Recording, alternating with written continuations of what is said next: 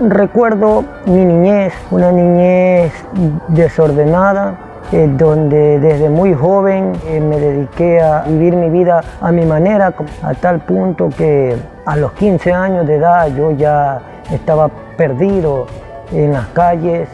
Conocí a un homosexual, a tal punto que comencé desde esa edad a llevar una relación por 8 años. En ese tiempo de la adolescencia viví mucho desorden en el plano sexual, homosexuales, prostitutas, estuve en droga, en el alcohol, estuve también en bandas. A los 19, 20 años, a los 20 años caí preso y fui a dar a la penitenciaría donde casi me matan,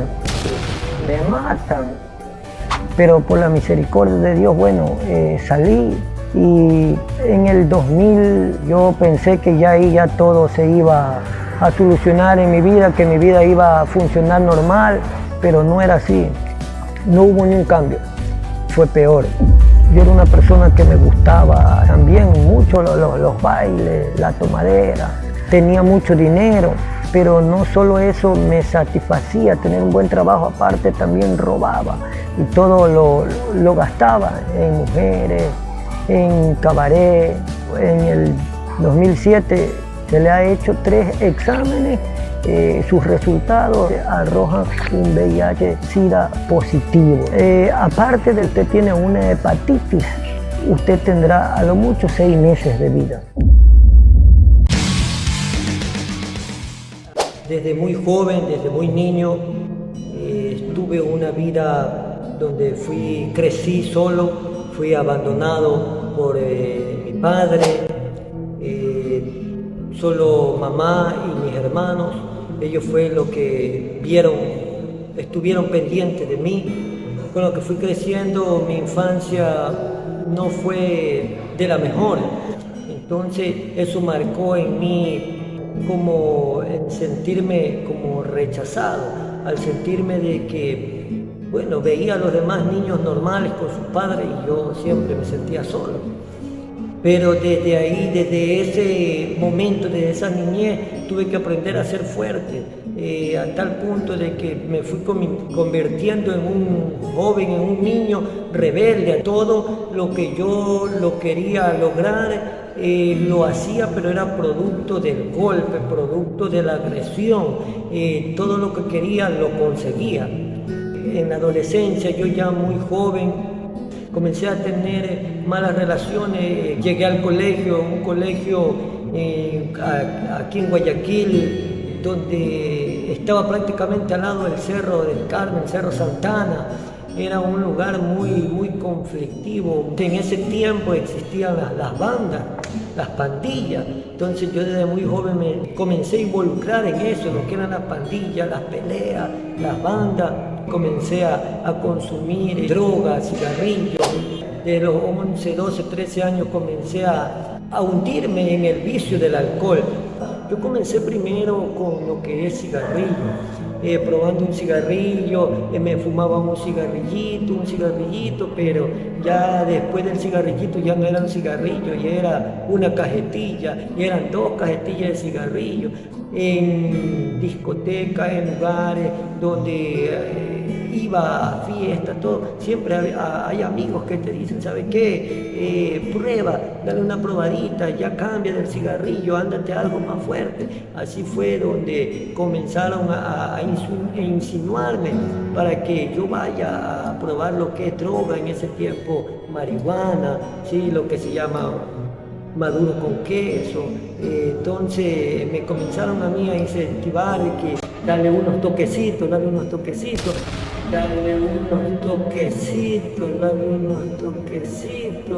y en son de broma me fui metiendo poco a poco en lo que es droga. Yo pude salir a tiempo antes de inmiscuirme más. Lo mío fue más el alcohol. El alcohol sí fue una lucha. Quizás tú dices, pero la droga es más que el alcohol. Viene a ser lo mismo y hasta peor, porque la droga yo la pude dejar a tiempo, pero el alcohol no, el alcohol me llevó a estar preso por 15 años. El alcohol me llevó a las calles, resultó ser una atadura de la cual no pude salir por ayuda propia. Muchas veces intenté recuperarme, pero no lo pude. Desde muy joven yo ya estaba metido en lo que son cabaret, en lo que son prostíbulos, estuve involucrado con mujeres de la vida, con homosexuales, a tal punto que yo a los 15 años de edad conozco un homosexual. Sus padres lo habían dejado y él no tenía dónde dormir. Y yo siempre le comencé a dar apoyo. Comenzamos una relación desde los 15 años de edad, prácticamente casi como 8 años estuvimos con él, viviendo en el mismo hogar. Yo tenía que trabajar, me iba a mi trabajo y cuando yo llegaba estaba con él, que para mí era como una mujer, ¿no? A tal punto que yo veía por sus necesidades, yo veía por los alimentos, yo veía aún por sus hermanos que estaban estudiando. Pero cuando yo a los 19, 18 años tuve que irme al servicio militar, tuve muchas oportunidades también, que era un joven que tenía sueños, pero por haber decidido mal no me fue bien. Estuve en el servicio militar, tuve oportunidades, me gustaba el fútbol, quizás como cualquier joven, me gustaban los deportes, era una persona que me gustaba hacer mucho deporte, el culturismo, el levantamiento de pesas, pero bueno, por las malas decisiones no se pudo seguir. Regresando del cuartel del servicio militar, yo me veo más involucrado. El homosexual viajó en el 2000 a Francia y dije, bueno, ya todo va a ser normal, mi vida va a coger otro rumbo, como tiene que ser, un hombre y una mujer. Pero resulta que no fue así, resulta que yo estaba encadenado, estaba atado a esa vida de sexo, de homosexualismo, de prostitución, de droga, de alcohol. Y yo me deprimo y el homosexual se fue y yo fui a dar directamente al mercado de Durán, a parar con los borrachos, con los borrachitos de ahí. No fui por un mes estuve intensamente chupando día y noche, a tal punto que andaba llegué al extremo de andar desnudo, perdido ahí, comiendo de lo que come la gente que está así, de lo que venía, sí, a veces de la basura cuando no había plata. Y ahí paraba sin camisa, sin pantalón, tomando de día y de noche, porque se tenía una pena, se sentía que mi vida en ese momento ya no valía nada. Mira qué errado estaba, qué equivocado estaba. Pero bueno, con el tiempo pasó. Mis padres me fueron a rescatar, mi mamá buscándome por hospitales, en las penis, buscándome en diferentes lugares para saber de mi vida, porque yo me perdía, porque yo quizás como cada joven, quizás que nos está mirando, amigos, que los padres le dan un buen consejo y lo único que yo decía, déjenme vivir mi vida, es mi vida, yo sé lo que hago con mi vida, pero lamentablemente no sabía lo que hacía con mi vida porque me estaba destruyendo. Entonces, pero me fueron y me rescataron de ese lugar donde estaba. Yo pensaba que mi vida iba a dar un giro, que iba a cambiar, pero no fue así. Ya estaba sumergido, me fui haciendo peor, porque ya conocía esa cadena a tal punto de que yo me prostituía, vendía mi cuerpo a los homosexuales. Por 40, 50, 80, 100 dólares, lo que me daban. Entonces llegué a eso, y no solo homosexuales, también mujeres, porque en ese tiempo yo alzaba pesa, estaba bien, estaba fuerte, yo tenía un buen trabajo, tenía mucho dinero, ganaba bien, y aparte de que ganaba bien, cuando no tenía plata robaba. Donde yo paraba era la Perimetral, era el Guasmo, era el Mosquito, un lugar conocido allá en el Guasmo, a tal punto que caí preso, estuve en la penitenciaría, pero bueno, gracias a la ayuda de la misericordia de Dios, no me pasó nada, cumplí el tiempo que las leyes me pusieron, ¿no? Por un robo que cometí. Mira, la experiencia en la penitenciaría, y quizás tú, amigo que nos estás viendo y quizás has estado preso, sabes que la penitenciaría del tiempo antiguo no es como la penitenciaría de este tiempo. Ahora hay celdas, están todo estructurado, pero en el tiempo que yo estuve en la penitenciaría por el 99, 2000, estaba toda la gente mezclada en un lugar, no sé si todavía cada vez existirá, que le llamaban La Lagartera.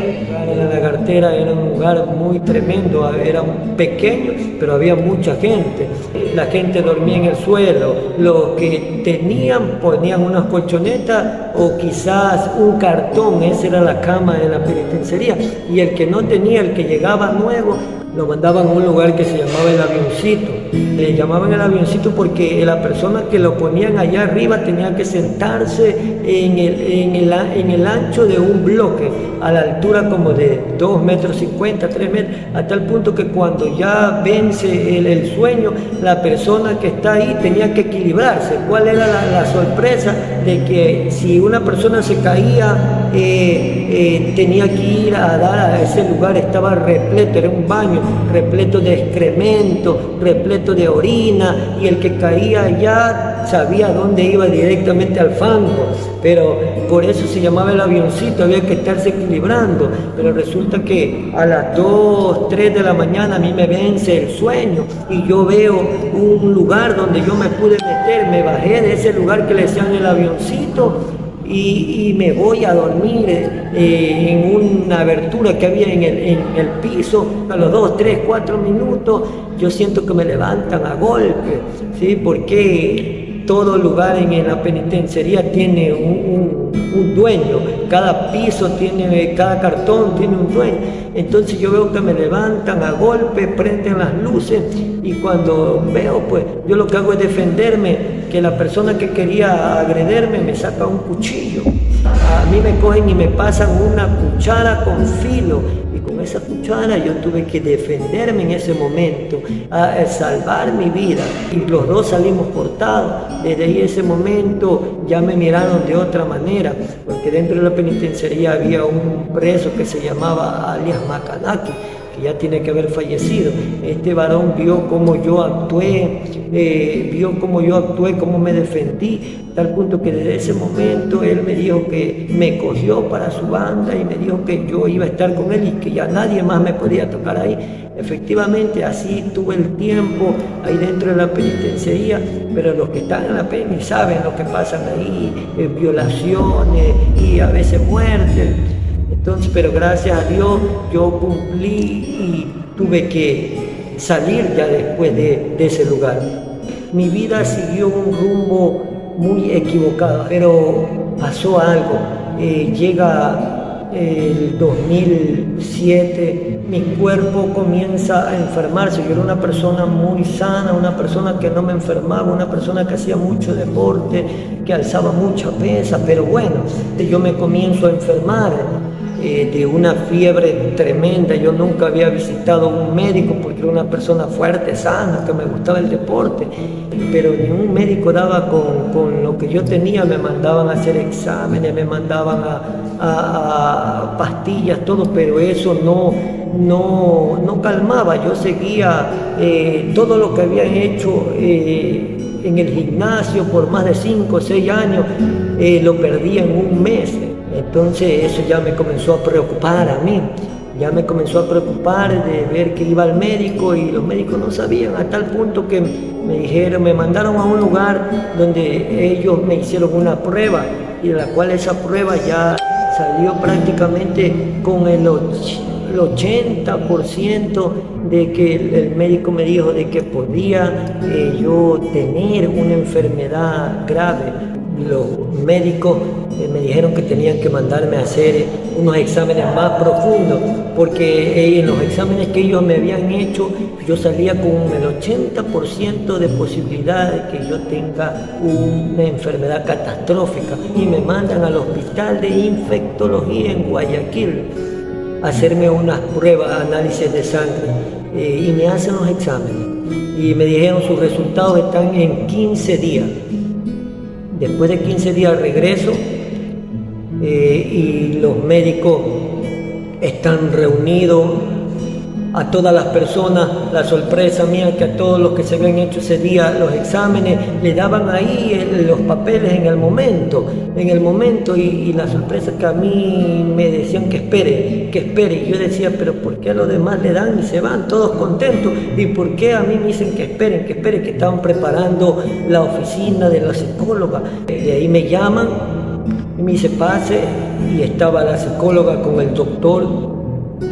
Ellos entonces me miran y me dice, señor Juan Carlos Viteri, que tenemos su resultado, pero la psicóloga comienza a hablar y me comienza a decir, ¿sabe? Para lo que usted tiene, me dice, hay un tratamiento, me comenzó a decir eso. Entonces yo lo único que le dije es que quería saber qué era lo que me había salido, cuál era mi resultado, hasta cuando el doctor me dice, mira Juan Carlos, los exámenes que a usted se le ha hecho, las pruebas que usted se le ha hecho, sale el diagnóstico que usted ha sido detectado con VIH-Sida.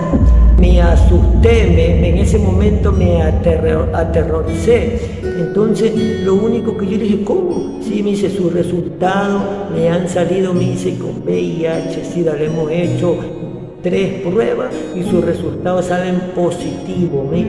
Fue sentirme que todo se acabó en ese momento, que el cielo y la tierra, y yo en medio como que me aplasté. Yo dije ahí que hasta aquí llega mi vida.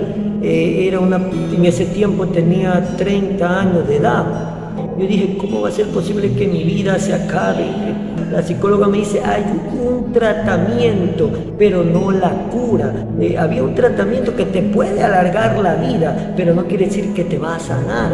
Y el médico me dice, aparte de eso, usted tiene una enfermedad también que se llama la hepatitis C. Me dice, si usted no se cuida, si usted no hace todo lo que le decimos, tiene 6 meses de vida, lo que me dijo los médicos. En ese momento yo me sentí de que todo acabó ahí, de que ahí acabó Juan Carlos Viteri, de que yo ya no sabía qué iba a pasar con mi vida. Yo lo único que pensé, mi mamá, mis hermanos, ya no voy, porque el médico me decía, ya no vas a poder trabajar, ya tu vida desde hoy nunca más será igual, lo que me dijo el médico, porque vas a tener que depender de un fármaco, de una pastilla, de un tratamiento. Entonces me dice, ya no vas a poder hacer fuerza, tienes que hacerlo de acá, ya tienes que dejar de trabajar. Entonces yo lo único que hice fue regresar a mi casa mientras yo salí con esa hoja donde decía que tenía la enfermedad. Yo lo único que hice, regresé a mi casa, pero todo el camino yo iba llorando, yo decía, muy joven y me voy a morir. Quizás quería poner excusa, yo mismo me decía, pero si yo no soy tan malo, es verdad, me he equivocado, pero yo me quería comparar con otras personas, yo no soy como la persona de allá, yo no soy como la de allá, yo no he violado, yo no he matado, pero nada de eso valía. Ya los médicos habían dado un veredicto de que tenía 6 meses de vida y una enfermedad catastrófica. Entonces yo lo único que hago es comprar una botella de trago y me voy a emborrachar a mi casa. Y efectivamente llego a mi casa, no le digo a nadie de mis familiares, nadie, ¿para qué? Lo único que llego a mi casa, en mi cuarto, prendo una radio viejita que tenía de esas antiguas, prendo y pongo una emisora a tal punto que me sale una música que dice, ya la ciencia te ha desahuciado, contagios y malo, dicen que es tu mal. Me sale esa música, yo lo único que hago, cojo del coraje, cojo esa radio y la chispié, la boté, la dañé. porque yo dije, acá esta radio viene y se me carga, viene y me hace burla. Entonces yo lo único que hice, comencé a tomar ese trago, comencé a tomar solito y comencé a llorar, quizás como tú estás llorando ahorita, amigo, por algo que te habrán dicho, quizás los médicos, quizá algo pasa en tu vida. Comencé a llorar como nunca había llorado, ¿sí? Sentía que de mi corazón se desprendía algo.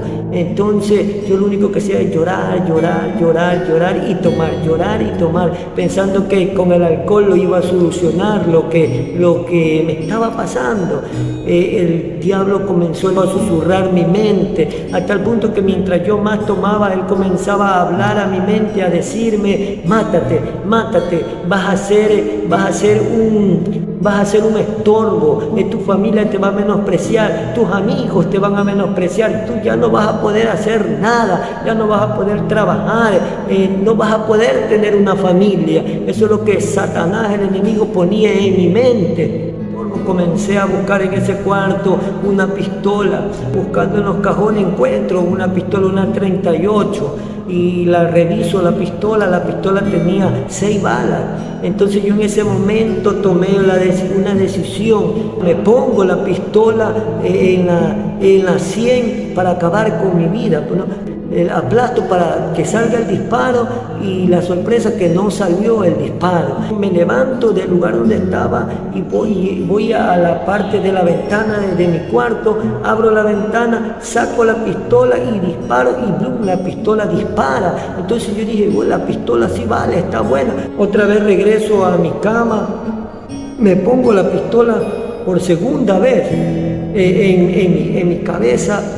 Y yo quería escuchar solo nomás el sonar, el tric, y ahí se acabó todo. Pero nada, no salió el disparo. Entonces yo decía en mi mente, tan débil estoy que aún ni matarme me puedo.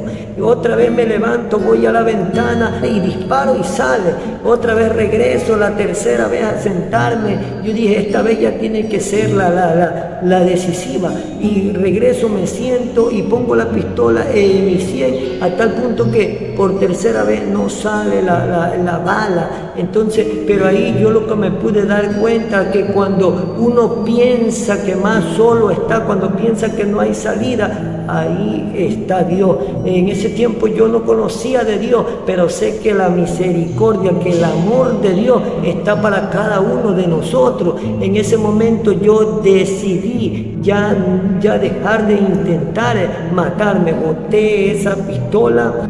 De ahí para adelante fue una lucha. Imagínate, yo tenía que decirle a mi familia, no sabía qué iba a pasar. Los médicos me habían dado 6 meses, yo 1 mes intenté matarme, me quedaban 5 meses, yo tenía una lucha con eso, porque yo decía, bueno, me quedan 5 meses, ¿ahora qué hago? Pero mientras yo salía, porque me sentía así mal por la noticia, siempre estaba triste, afligido, sabiendo que me iba a morir. Entonces salgo a la calle y me encuentro un amigo, que este amigo me dice, yo no sé qué te pasa, Juan Carlos, me dice, no sé qué te pasa, pero lo único que te puedo decir, me dice, mira, allá arriba en los cielos hay un Dios que todo lo puede, me dice, si estás enfermo o te pasa algo, ese Dios te puede sanar, ese Dios te puede ayudar. Cuando Él me dijo que hay un Dios que todo lo puede, a mi corazón entró una fe, a mi corazón entró una esperanza, que aunque la ciencia médica me había dicho que me quedaba 6 meses de vida, había un Dios que todo lo puede, que todo lo imposible para Él es posible. Entonces yo regreso a mi casa con los ojos llorando, yo regreso a mi casa corriendo a buscar una Biblia, que no la encontré, solo encontré una Biblia viejita, que no valía ni un libro porque estaba carcomido por la polilla, le habían hecho hueco, no se podía leer, solo valía un libro de esa Biblia, que era el libro de Job. Entonces yo comencé a leer todo el libro de Job, los 42 capítulos, comienzo a leerlo. desde las 6 de la tarde porque yo ya no salía. Que mi familia comenzó a darse cuenta, decir, ¿por qué ya Juan Carlos no sale? ¿Por qué Juan Carlos ya no toma? Lo que pasa es que ellos no sabían de que yo ya había sido sentenciado por la ciencia médica, que yo me quedaban 6 meses de vida. Desde ese momento yo comencé a buscar de Dios. En ese momento me comienzan a predicar. Siempre había por mí un amigo, Giovanni Ramos, mi amigo de infancia, de toda la vida. Buenas tardes, bendiciones. Quería saludar y darle un cordial saludo a Juan Carlos Viteri, mi gran amigo, mi gran compañero, amigo de infancia. Momentos vividos hermosos. En esta tarde acá de Santiago de Chile, te mando unos cordiales saludos, Juan Carlos, esperando que te encuentres muy bien. Sabemos de que Dios ha hecho una obra maravillosa en tu vida después de todo lo que hemos vivido, porque soy testigo de lo que Dios ha hecho en tu vida. Y lo único que te puedo decir, hermano, sigue adelante, fuerza, Dios está contigo. Y bueno, yo alegre y contento de ver que sigues los caminos del Señor, y eso me motiva a mí y me llena de alegría de saber de que estás muy bien. Saludos a todos por allá en Ecuador, saludos a la mami Marta, y especialmente, Juan Carlos, mil bendiciones para tu vida. Vuelvo y repito, Juan Carlos, eres el vivo reflejo de un testimonio real, impactante hacia Dios después de todo lo que has vivido en tu vida personal. Y no tengo más nada que decirte, Juan, solo saber de que cuentas conmigo, cuentas con mis oraciones, y que Dios bendiga a todo aquel que ve este video, que sin Dios no tienen esperanza. Sin Dios el hombre no es nadie. Bendiciones a todos y adelante, Juan Carlos. Bueno, yo no sabía que mi amigo de toda la vida, Giovanni Ramos, había estado orando por mí por 12 años. Entonces en este video quiero yo darte las gracias, Giovanni, por las oraciones, por todo el tiempo que tú estuviste orando. Te agradezco en el amor de Cristo allá donde tú estás en Santiago de Chile, a usted, a su familia. Dios te bendiga grande y poderosamente, y sabemos que te llevo en el corazón, y Dios te guarde cada día más y adelante en Cristo Jesús. Entonces la gente comenzó a darse cuenta por qué yo ya no tomaba, por qué yo ya no salía los fines de semana, porque ya no llegaba borracho. Lo que ellos no sabían era que yo tomé una decisión en mi corazón.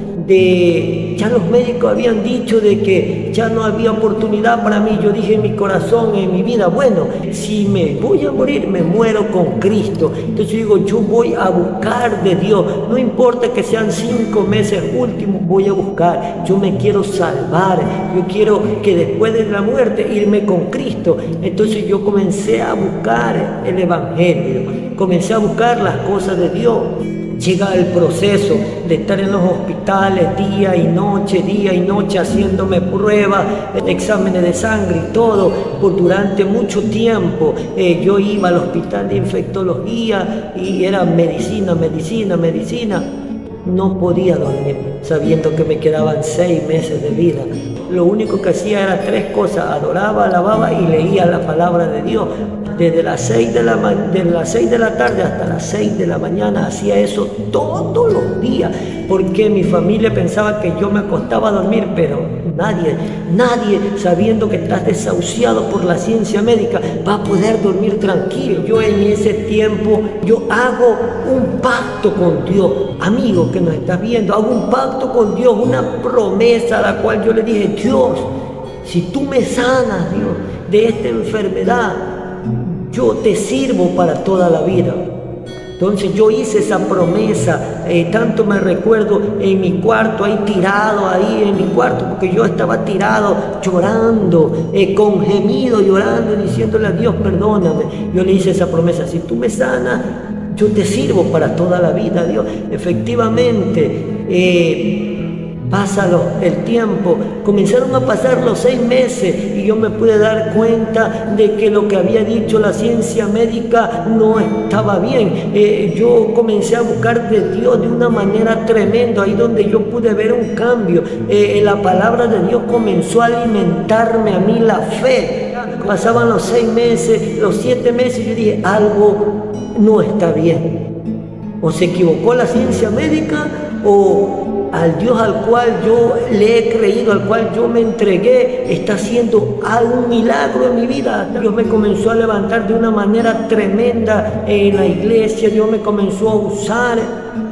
Comencé a predicar la palabra de Dios. Ahí entendí el propósito. ¿Para qué Dios? Yo decía cuando me enteré, decía esta frase: ¿por qué a mí? Decía. Y hasta que un día el Espíritu Santo de Dios me dice a mí: no por qué a ti, sino para qué a ti. Entonces yo pude entender el para qué a mí. Era para que yo pueda llevar su palabra, para que pueda por medio de este mensaje, de este testimonio, ser de bendición para tu vida, amigo, que quizás está desahuciado, que quizás los médicos te han dicho muchas cosas. Allá arriba en los cielos hay un Dios que todo lo puede. Él puede sanar el cáncer, el SIDA, el COVID, la hepatitis. Él puede levantar aún a los muertos. Solamente hay que tener fe y creer que Dios todo lo puede. Entonces pasa el tiempo y yo sigo con vida. Por eso yo, donde quiera que predico, donde hablo a este tema, yo le puse vivo para contarlo, porque mucha gente han muerto, pero yo sigo con vida. Es porque Dios tenía un propósito para mi vida y también tiene un propósito para tu vida, amigo, que nos estás mirando, ¿sí? Que quizás tú dices, no sabes cuál es tu propósito. Tu propósito es venir a Cristo y que le sirvas a Dios en todo momento y que seas salvo. Que llega el año 2007, los médicos siguen haciendo pruebas, pero a mí me llaman, voy al hospital y me hacen exámenes nuevos. Y el mismo médico que en el 2007 me había dado, 2008 me había dado las pruebas del VIH positivo, en el 2015 me hacen exámenes nuevos, a tal punto que los exámenes arrojan mi rastro del VIH-Sida. Unos exámenes salen indetectables, negativos. Desde ese momento hasta ahora yo vivo para contarlo. Yo vivo para contarlo, las maravillas de lo que Dios ha hecho en mi vida. Que Dios es un Dios real, que sigue sanando, libertando, que sigue haciendo milagros. Y ahora, desde este nuevo tiempo, esta es mi nueva identidad ahora. Ahora ya no soy el mismo de antes. Mi nueva identidad, gracias a la misericordia de Dios, predico el Evangelio. Ahora soy un pastor evangelista, donde el Señor me ha llevado a predicar. He tenido el privilegio de llevar la palabra de Dios en diferentes países, en diferentes lugares. He estado en Perú, en Colombia, próximamente estaremos en Santiago de Chile, si Dios permite estaremos en Argentina, estaremos en Bolivia, predicando la palabra, porque eso fue lo que Dios me mostró, y desde ese tiempo yo vivo para contarlo. Lo que hoy te estoy conversando, algo real, que si estoy vivo es por la misericordia de Dios. A todas las personas que están mirando este video, hasta donde llegue este video, a cualquier país, a cualquier nación, te invitamos que sea usted compartiendo este mensaje, compartiendo este video, para que sea de muchas bendiciones a otras personas que quizás se encuentran desahuciadas. Déjanos tu comentario. Si tú tienes una historia de vida, si tú tienes un testimonio real en tu vida y quieres conversarlo, contáctate con el programa Tu Nueva Identidad, para que tú seas también de bendición para muchas personas. Dios lo bendiga y les amamos.